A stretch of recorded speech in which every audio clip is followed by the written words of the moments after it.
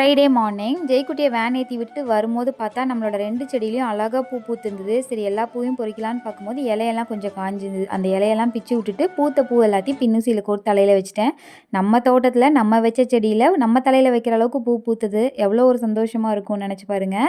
இந்த ஒரு 1 வீக்காக என்ன வேலைன்னா துணி துவைக்க காய போட துணி காயறதில்ல, தூக்கி உள்ளே போடுறது, அப்படியே துணி தொங்கிட்டே இருந்துச்சு. சரி எல்லா துணியும் எடுத்து மடிச்சு வச்சிருவோன்னு சொல்லிட்டு இன்றைக்கி மடித்து வச்சாச்சு. அதே மாதிரி தான் தேங்காயும் காயவே இல்லை. உடச்சி வச்சதுலேருந்து வெயிலே வரல. இன்றைக்கி தான் சூரிய பகவான் கொஞ்சமாக எட்டி பார்த்தாரு. சரி ஓகே வெயிலில் காய போட்டுருவோன்னு சொல்லிட்டு எல்லாத்தையும் எடுத்து வெயிலில் காய போட்டேன்.